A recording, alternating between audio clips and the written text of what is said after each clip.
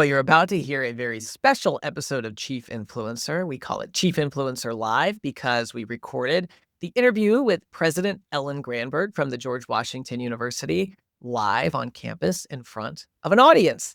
So I hope you enjoy the conversation as much as I did. Here you go. When I was younger, I used to believe that if you were going to lead, you had to change your personality. You had to become this amorphous thing that I thought of as a leader. I didn't really know what it was actually, but I was pretty sure it was something different than who I was. And what I have learned over time is that to lead authentically is one of the most powerful ways to build trust, because you show up on a consistent basis and you start to build confidence among the folks you're working with, among the community that you're leading, that they can trust you to show up and say to the best of your ability and to the best of your knowledge what is true, and to execute then after that with integrity. And that has just been a wonderful lesson for me to see the degree to which authentic leadership really resonates. It's not about becoming someone different than I am. It's about becoming more of exactly who I am and then folding that into the way that I lead. Welcome to another episode of Chief Influencer. I'm your host, Anthony Shop, co-founder of Social Driver. Let's face it, Washington is the center of influence in the US and arguably in the world. Chief Influencer features leaders who have figured out how to break through in today's fragmented and fast-changing environment. Social Driver teamed up with the Communications Board and the George Washington University College of Professional Studies to recognize these incredible leaders as chief influencers and highlight how they inspire and influence others. Well, good evening, everyone. I am Liesl Riddle, and I am the Dean of our College of Professional Studies here at George Washington University. And it is a great pleasure to be with you here tonight for this very special live in-person edition of our Chief Influencer podcast with our very special guest, GW President Ellen Granberg. Our college proudly co-sponsors this podcast alongside the Communications Board because we are deeply committed to fostering the next generation of chief influencers, professionals who lead with purpose, communicate with impact, and drive change across industries and sectors. Whether through our executive programs, continuing education offerings, or our undergraduate and master's degrees, our students are immersed in real-world opportunities to hone their craft under the guidance of seasoned industry professionals. Events like tonight, where we get to learn directly from influential leaders, are a hallmark of the College of Professional Studies experience. They bring our mission to life, connecting academic excellence with professional relevance and leadership in action. And tonight, we have an alumnus from the GW School of Business, Anthony Shop, who is our chief strategist and co-founder of Social Driver, has been an invaluable supporter of GW and a true partner to the College of Professional Studies. From mentoring students to serving on advisory boards and collaborating on this very podcast series, Anthony embodies what it means to invest in the future of leaders. We are so grateful for his continued dedication to our community. And tonight's guest represents another extraordinary example of leadership in action, Dr. Ellen M. Granberg, the 19th president of the George Washington University and the first woman to lead our institution in its more than 200-year history. President Granberg's vision for GW, as you will hear tonight, is both ambitious and inspiring, centered on academic excellence, community engagement, and preparing students to make a meaningful difference in a rapidly changing world. Her leadership has already strengthened our university's momentum, and we are thrilled to hear more about her journey, her insights, and her vision for the future. So without further ado, please join me in welcoming our moderator and friend of CPS, Anthony Shop. Thank you. Thank you. Well, welcome. I want to start just with a special thanks to Dean Riddle and her team at the College of Professional Studies here at GW. We actually met when she was a professor in the School of Business and I was a student, and she influenced me. So it's very appropriate that we have this partnership for Chief Influencer. How many of you are attending your first Chief Influencer event? Those of you in the room? Okay, many of you. Wonderful. Very exciting. You all know this. Washington's the epicenter of influence, not just in the US, but in the world. And Social Driver partnered with the College of Professional Studies and the Communications Board to shine a spotlight on leaders who we know, who we've identified know how to break through the noise in what's really a fragmented and changing media landscape. So we celebrate these change makers who we call chief influencers, and we explore how they lead and inspire and influence others. On the Chief Influencer podcast, which is available anywhere you like to listen to podcasts, feel free to multitask and subscribe while you're sitting here. You're going to find interviews with Craig Newmark, the founder of Craigslist, His Excellency Georg Sparber, the Liechtenstein ambassador to the United States, James Black, the CEO of the Trevor Project, Senator Andy Kim, also a proud GW grad, and Virginia Ali, co-founder of Ben's Chili Bowl, just to name a few of the 130 folks who we've interviewed. I also want to shout out one of our other chief influencers in the room, Lydia Soto Harmon, CEO of the Student Conservation Association. Welcome. And yes, let's welcome everyone. So today, as you heard, we're featuring a leader who is admired nationally here in Washington and, of course, also on campus at GW. As one student leader put it, President Granberg will not shy away from difficult conversations, and neither will the community of GW. And in this way, she will always be a revolutionary. She's available, accessible, interested, amenable, and strong. Pretty cool to hear that from a student. I loved that. And so Dr. Ellen Granberg is the 19th president of GW, first woman to lead the institution in its more than 200-year history, as you heard. And before we dive in, I thought I'd just share a few things that I'd like you to know about her. So number one, she's leading GW through a bold new chapter. Dr. Granberg launched Raising Higher, One GW's Path to Preeminence, and it's a strategic framework that charts the university's future across 3 priorities, which we'll hear a little bit about: generating scholarship with impact, preparing students to be strong and resilient leaders, and strengthening the foundation for excellence. What makes this plan distinctive, I think, is its collaborative design and its flexibility. It invites every member of the GW community, alumni like us, students, etc., to help shape the university's future while leveraging its unique position in the heart of Washington. Number 2, Dr. Granberg brings both academic insight and real-world experience to her leadership. Before becoming GW's president in 2023, she served as provost and senior VP for academic affairs at the Rochester Institute of Technology and held multiple leadership roles at Clemson University. Earlier in her career, she worked in the telecommunications industry, experience that continues to inform her practical, systems-oriented approach to leadership in higher ed. And number 3, she leads with authenticity and inclusion.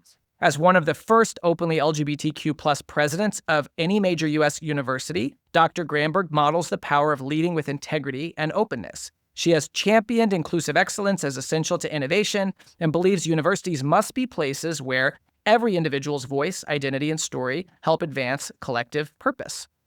So, Dr. Granberg, you have been called a trailblazer in higher ed, a champion for inclusive excellence. Just this week, I got the Washington Business Journal, where you were named to the Power 100 here in Washington, and one of the nation's top women leaders in academia. So today, we are especially thrilled to call you a chief influencer. Welcome, and please help me welcome Dr. Granberg, President Granberg. It's great to be here. Well, your academic background is in sociology, and that's the study of people, identity, and community. So in a way, you've been exploring influence long before it became a buzzword. How do you think about influence as both a scholar, but also as a leader? So that question, first of all, it's wonderful to be here. Thank you for the invitation, and thanks everybody for coming. That question takes me back to my years at university and also when I was with Peck Bell, because I was always fascinated by people, and I was always fascinated by how decisions got made and how people influenced one another.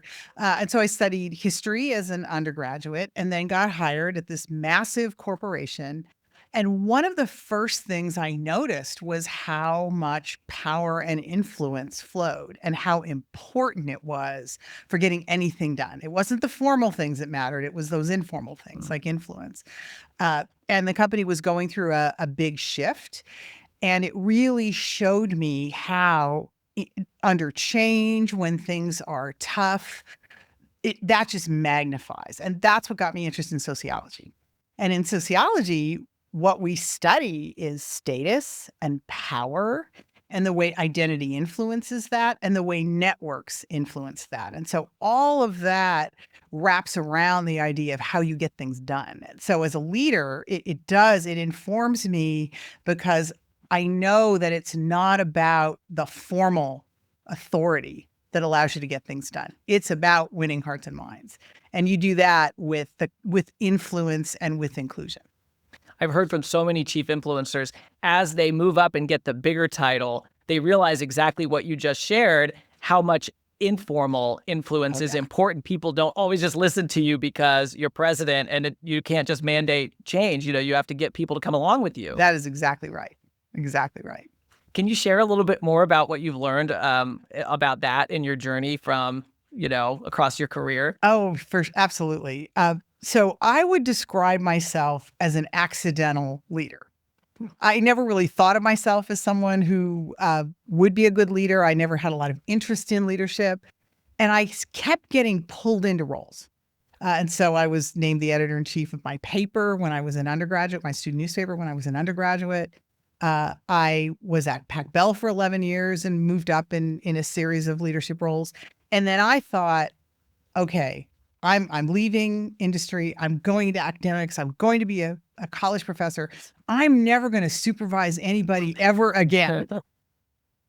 And of course, what I learned is that by being out there and being engaged and trying to help other people, you get that influence. And then people want you to lead. And so I kept getting drafted into newer and newer leadership roles. I also really do agree with what others have told you. When you're new in an organization, when you're junior in your roles, you think it's the formal power that matters.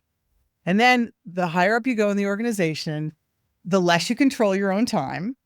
And the more you realize that there's very little you can do on your own. You have to have a team that goes out there and magnifies your vision. And that's one of the biggest ways that senior leadership, I think, is different than people think it is. It's all done through others. It's not you as the individual who gets the work done. Oh, that's a great insight. You're the first woman to lead GW. What does that milestone mean to you personally, and how have you seen it resonate within the GW community? So my reaction to being the first woman to lead GW is embedded in my mother, because my mother was a scientifically and mathematically talented young woman in the late 1950s. And she was encouraged by her family to pursue that. And so she became a mathematics professor and was the first woman tenured at her university in the College of Science. And I didn't know that about her until I was preparing to speak at her memorial service. She never talked about it. She just got out there and got the work done. And she had a wonderful career. She raised 6 children, which just amazes me. And that's a little bit of how I wanted to think about it myself. It's really not anything to talk about. It should really just be about the work. But what I realized pretty quickly was that while that may be the way I like to think about it, this matters so much to other people. And it especially matters to young women who want to know that any opportunity is open to them. And that even though there's been a lot of progress, that is still out there. That question, will those opportunities be open to me? And so that gives me this little extra piece of motivation to do a really good job and to establish that anyone who has the energy and the drive and the talent and the desire can achieve anything they want to achieve. Oh, great. Back to when you were a student, in researching you, I discovered we have something in common. We were both, as you said earlier, editors of our college newspapers. Yeah. Obviously, the way students here at GW get information? It's evolved a lot since Yeah. we were editors of the print newspapers. How do you help everyone from those 18-year-olds coming on campus to the 80-year-old alumni feel connected to what's happening at GW, especially when you're, announcing a new strategic plan? For sure. Something that I really try to remember is people are so passionate about GW, and the folks who care about GW want a relationship with GW. They don't want a transactional experience. They want to feel a part of things. And so when we first started to put the strategic plan together, one of the things that was very important to me is that the plan be by the community and of the community. And for me, that included our alumni, because they have this view and this understanding of who we are, and they have the ability to meld that with where the rest of the world is going, because you all are out there. And so we wanted to bring alumni into the conversation around what this plan should be. That's an example of what I mean about having a relationship. And so part of what I'm trying to do and what the development and advancement groups are trying to do is to transform our relationship from transactional to relational, so that everyone feels like they have the opportunity to be as much a part of the GW family as they want to be. A lot of leaders, I think, are trying to shift from that transactional to relational and community focused. I mean, any advice that you have for other leaders, maybe not even in your same industry, that just might be thinking about that and might be able to learn? Because there are very few organizations with as many various diverse stakeholders as a university like GW. So one of the most fundamental things, which you just picked up on, is different communities receive and want their information in different ways. I learned a statistic yesterday that 20% of adults today get their news from TikTok.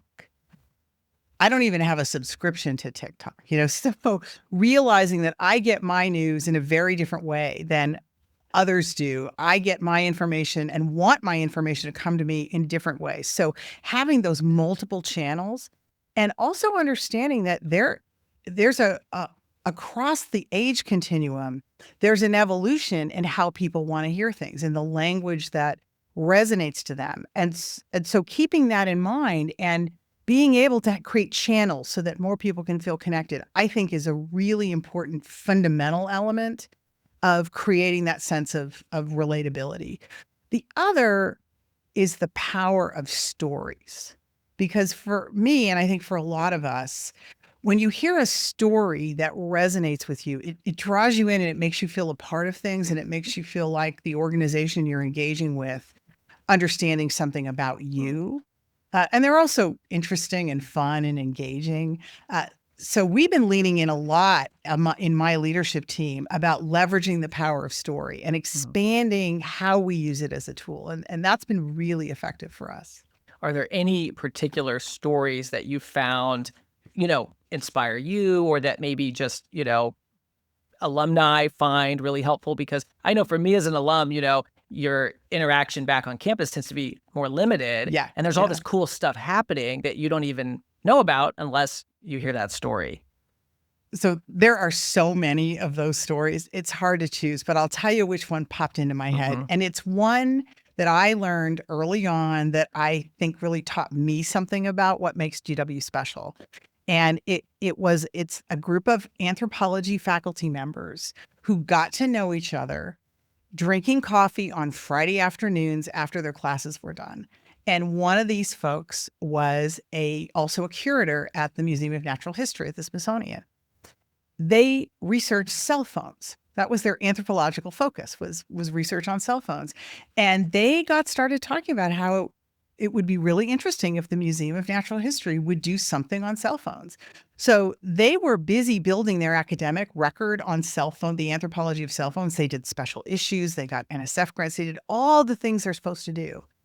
And then instead of just turning to the next project, they spent almost a decade working together to put together an exhibit on cell phones that is at the Museum of Natural History today.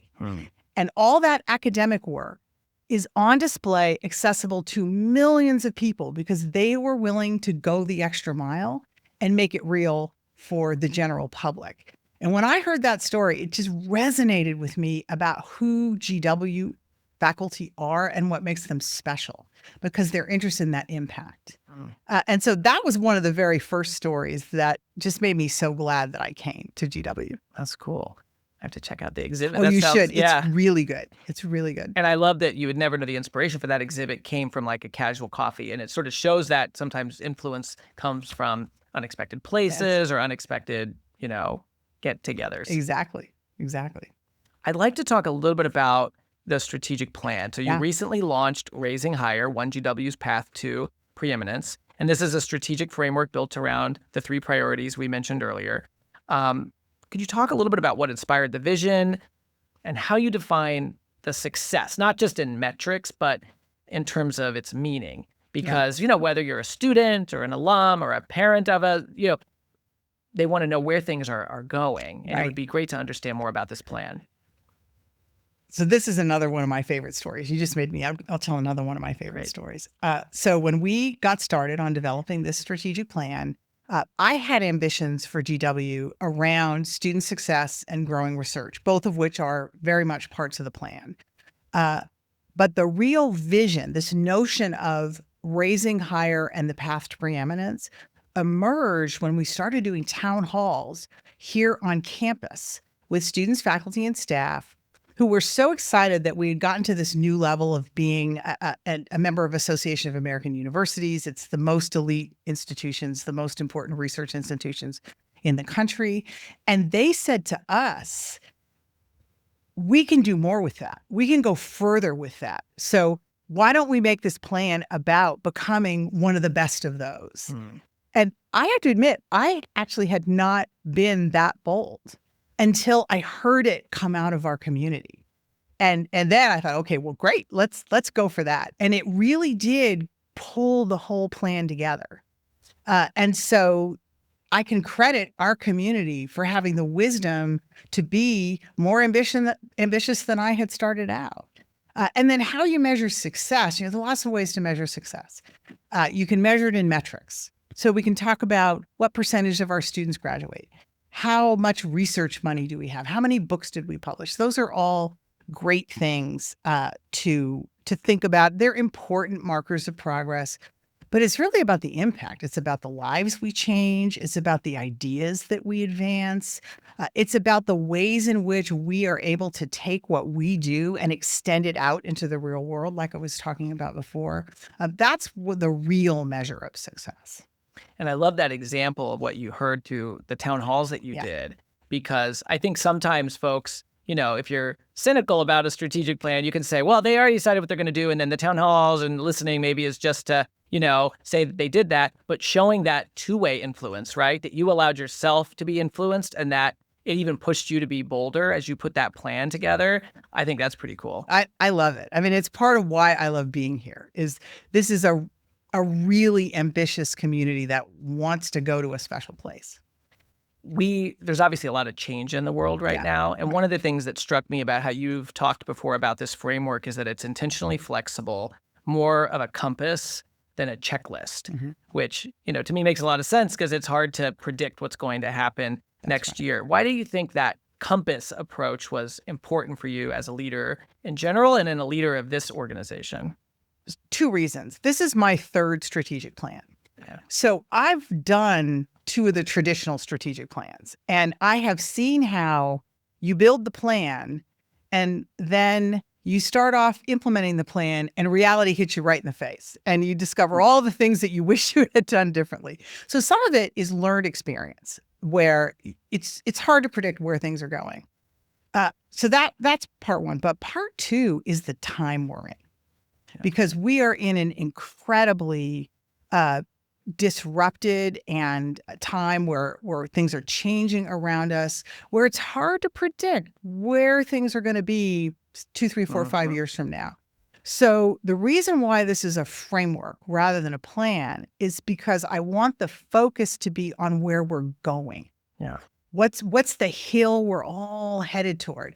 And then to allow flexibility and give everybody the chance to be innovative about how it is we get there. So now that might sound a little mushy, a big part of how you really make that work is you do have some basic goals, which you see in the plan, but you also then you have to really connect where you're going with how you're prioritizing things and what you're funding. And if you put those together, then you can really get momentum with a framework. Yeah. One of the goals in the framework is to generate scholarship with impact. You kind of mentioned an example of it a little bit earlier, but can you say more about like impactful scholarship, what that means, especially how do you influence outside the campus walls? Right. When academics are talking to each other about impact, we care about things like, well, how many other people who published a paper listed my paper as important to their, it doesn't mean anything about what goes on outside of a university. So when we talk about research with impact, what we're talking about are examples like I gave before with the Smithsonian, but also it's our unique opportunity because of who we are and where we are.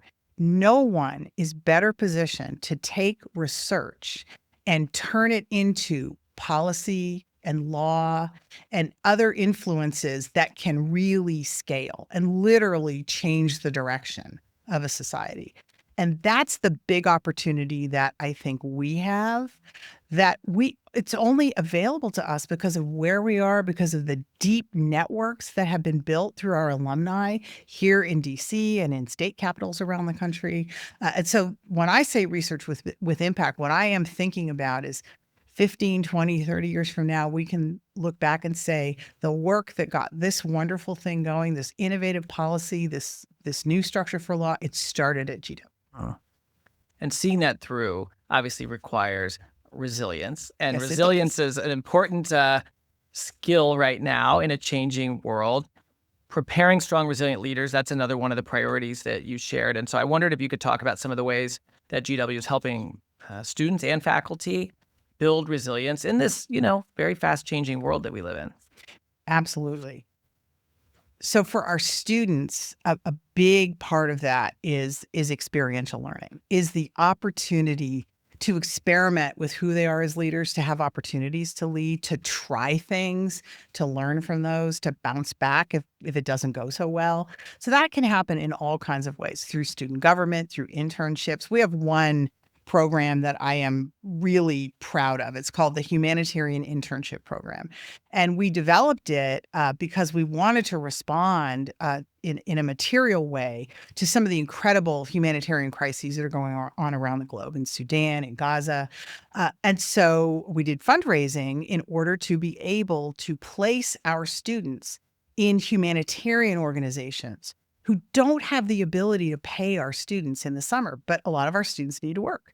So we raised the money so that we could then provide a grant for those organizations to hire our students and pay them. Well, I just got done meeting with the first cohort, and the experiences that they had in those situations were amazing because they were so badly needed, particularly in the wake of all the cuts to some of the humanitarian organizations.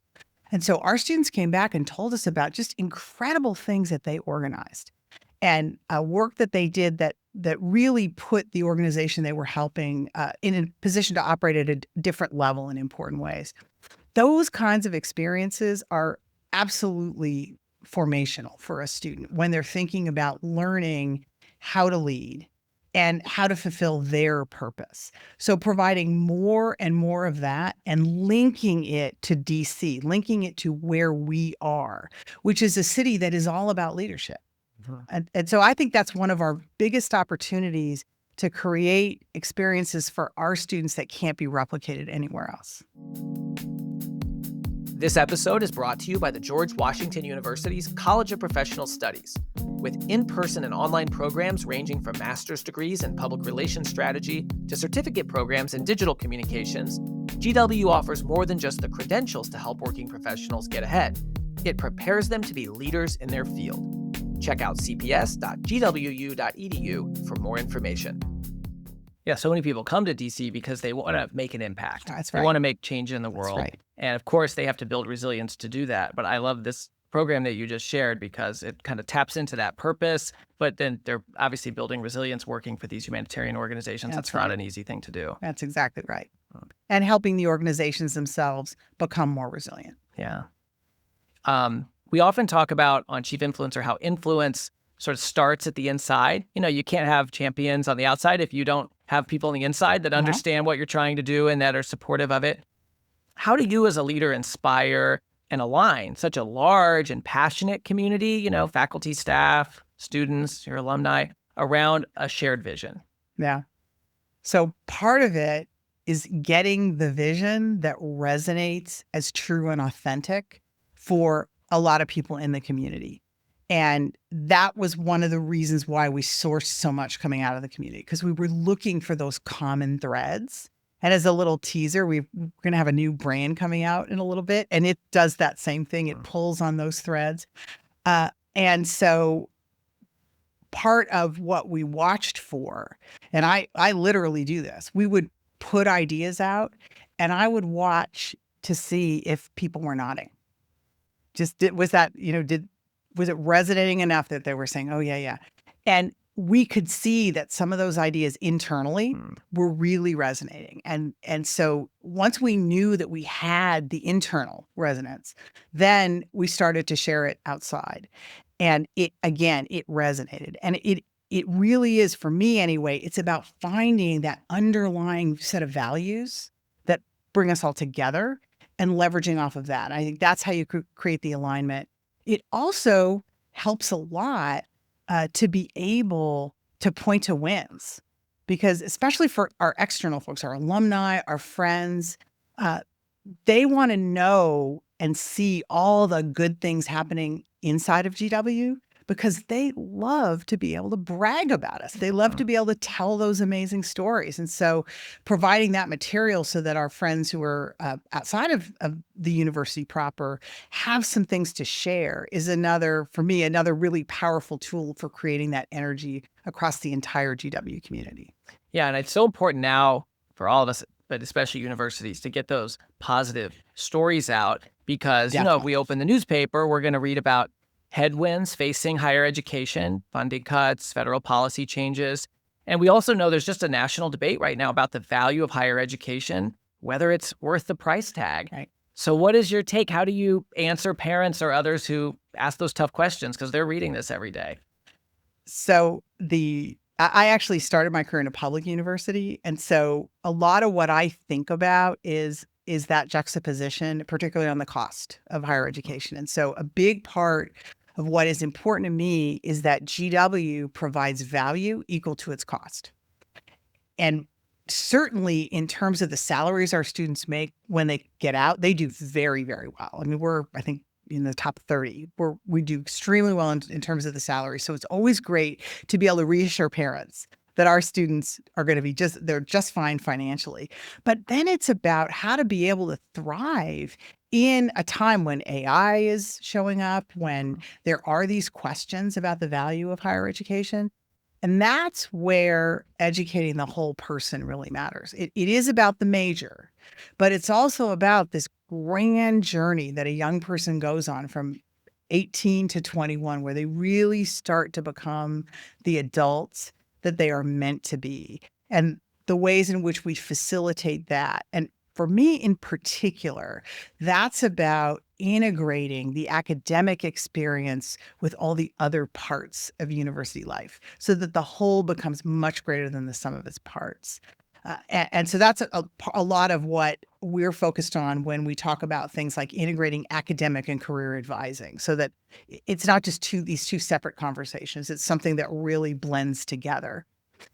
The other observation I would make about private institutions like GW is there was a time when institutions of our standing could afford to say, well, we're really not worried about the outcomes. Our students are going to be fine. That time is gone.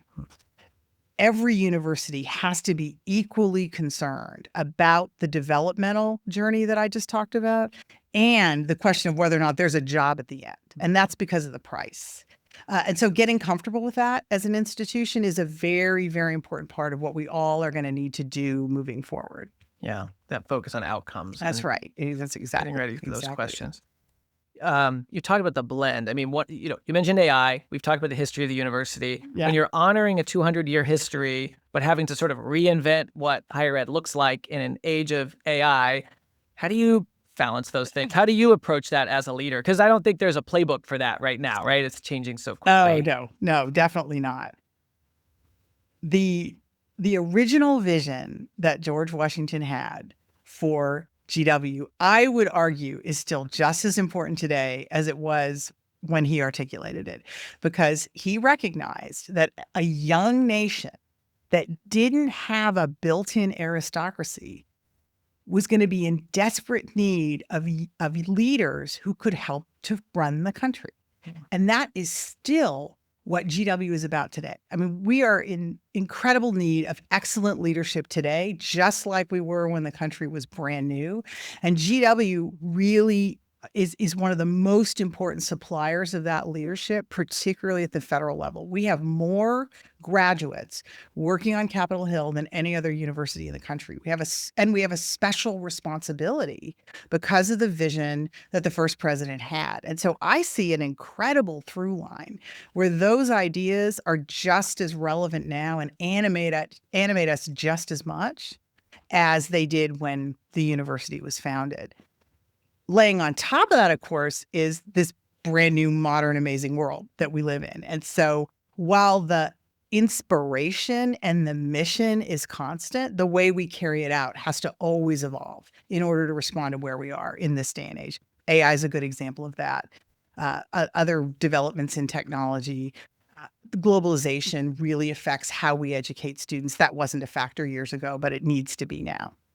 You just gave me an idea. We can use AI to do an interview with George Washington for one of these episodes, right? That's a great idea. See what he has to say. We've got some students that could train that out for you. I think we could. I know GW sits really at the intersection of policy and innovation and global affairs.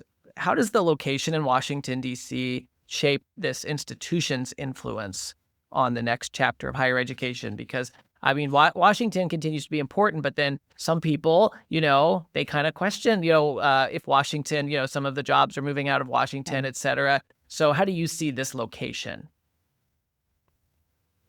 Every student I ask, why did you come to GW? They said, it's the location. They'll tell me, oh, I looked at American, I looked at Georgetown. I wanted to be steps from the National Mall and between the White House and the State Department, because this is really where it's happening. That I do think is not going to go away. So even though it's possible that organizations within the federal government may move to other places, this epicenter will continue to provide these amazing experiences for students. And so I do see DC sustaining that. Now, that doesn't mean that you don't take advantage of other things. And so, for example, we've got campus opportunities for our students where they can attend other universities around the world. They can attend universities or work experiences around the country. And that's important too. But the animating focus for students who come to GW is that opportunity to be right here in the heartbeat. And personally, not worried about that disappearing, even though it might change. Yeah. Washington will still be. We always say at the beginning of Chief, it's the epicenter of influence. Exactly. And that's not going to change anytime soon. Exactly. As higher education continues to evolve, obviously technological evolution and cultural and economic, I'm just wondering, how do you see higher ed, like what's its most important role now in shaping the next generation of global leaders, especially at a time that, again, it is under pressure? I think the most important thing that we do as universities is to expose our students to the incredible complexity and diversity that makes up this world and teach them how to thrive inside of it. And so one of the most important skills a student learns coming to GW is being surrounded by people who are so different than they are, who have such different opinions, and to learn how to forge partnerships and relationships across sometimes really vehement differences of worldview. I have heard so many stories from people who say the fundamental formative experience they had here that turned them into a leader was getting thrown into a situation where they had to learn how to live with people or work with people who had views that were and life experiences very different than their own. And I saw a really amazing example of this take place just a few weeks ago. Something that not very many people know about GW is that for decades, the president of the College Republicans and the president of the College Democrats share an office, which I think is just a kind of a gorgeous example of this whole idea. So when Charlie Kirk was killed, you can imagine that was a particularly difficult day for our college Republicans. And there were a few posts on social media that were very upsetting to them. They had an event planned for that night that they became concerned about safety. They ultimately decided to cancel it. And something that just to me personifies the kind of leaders that GW creates is that, first of all, one of the first individuals that reached out to them was the president of the College Democrats.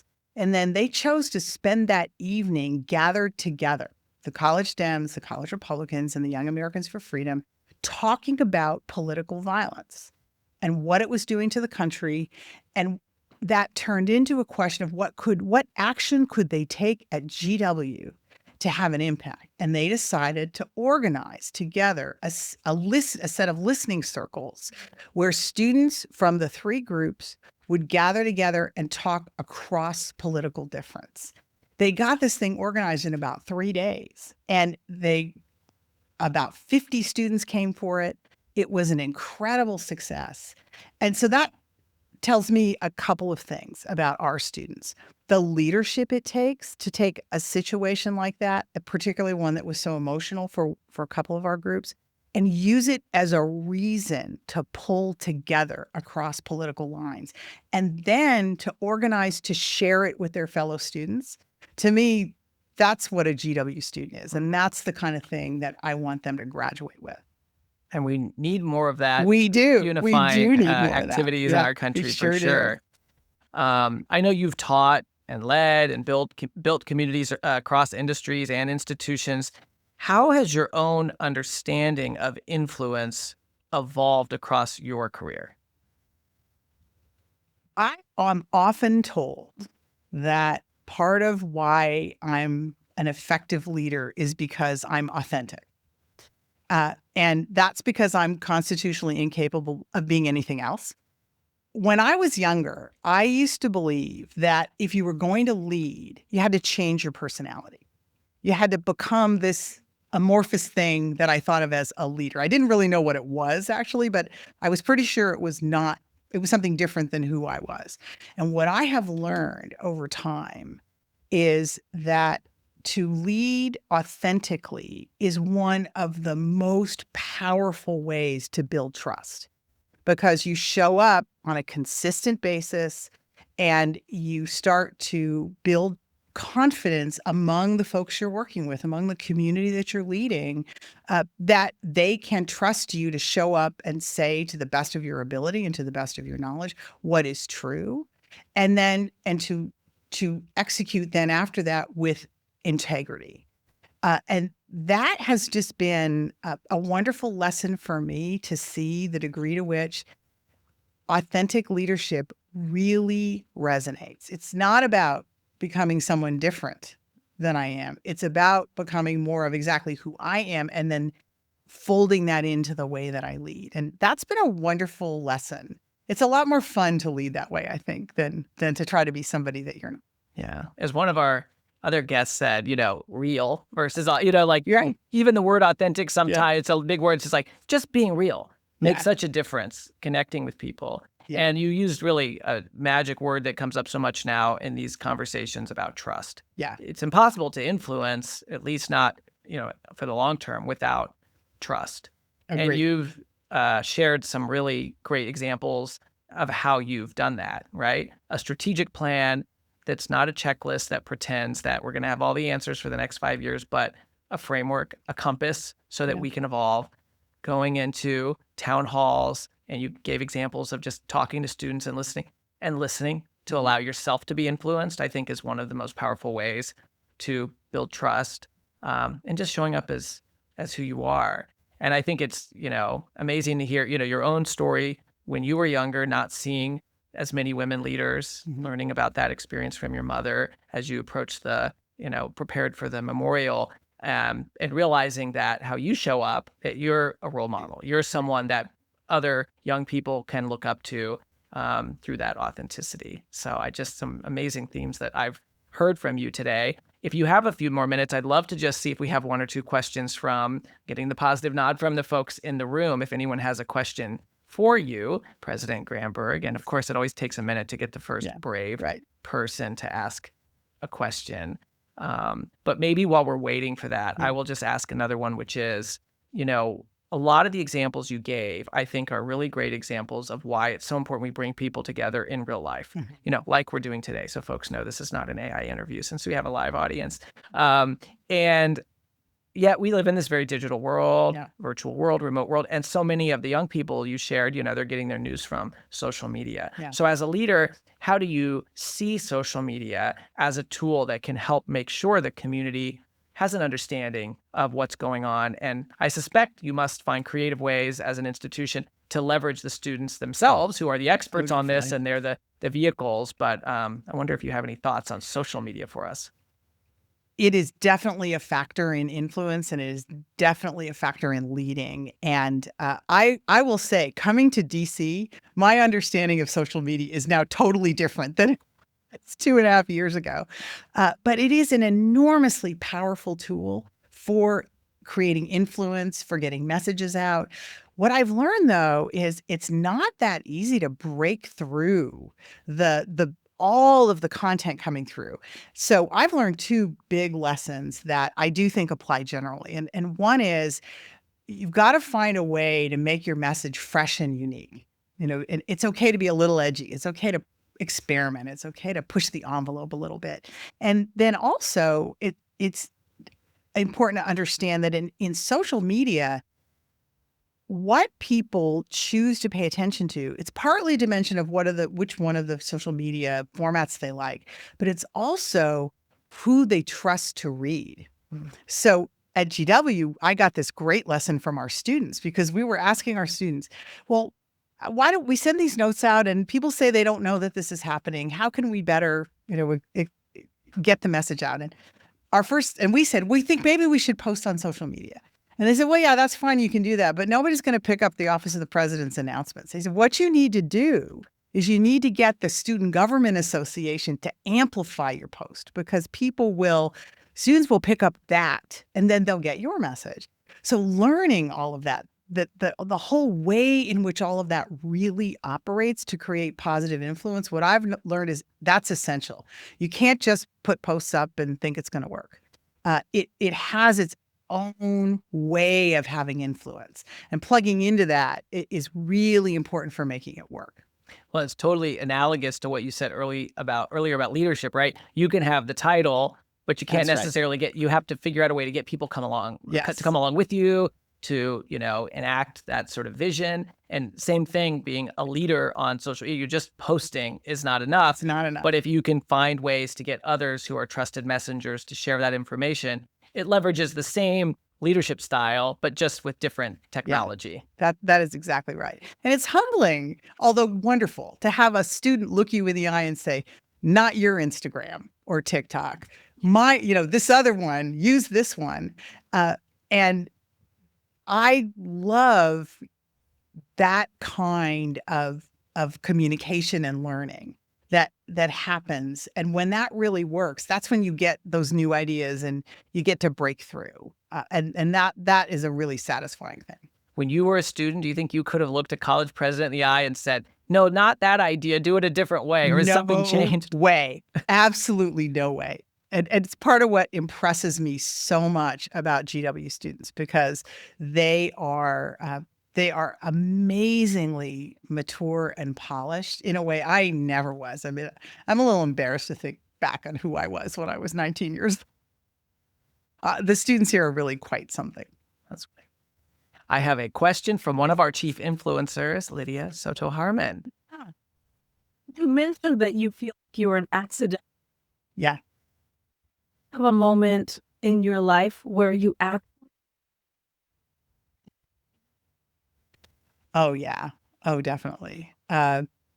So when I was the provost at RIT and the pandemic came, and like a lot of places, people were very, very scared. And there was the question about folks coming back to campus and when we were going to open up in-person instruction. And RIT opened up pretty early. And I knew that there were lots of folks who were upset and concerned about that. And I really despaired at the possibility that I could influence them, that I could help them feel better. But in a little bit of an act of desperation, I rashly said one day, okay, every day I'm going to do a Zoom session, and anybody who wants to come, they can come. We'll answer every question they ask us. If we don't know the answer, we'll find it. We'll get it out. And I was mostly in the moment just hoping to do something positive. It was amazing to see how much that calmed down the community. And I had so many folks tell me later, I would just log on so I could listen to your voice because you were so calm. You know, you never sounded afraid. And that really did amaze me. I mean, to think that I could play a part in helping people feel safe during that period of time just because of the way I spoke, that really did surprise me. And it did encourage me to be a little bit more responsible to the fact that I had these kinds of opportunities and to lean into them more. I love that example. Thank you for sharing that.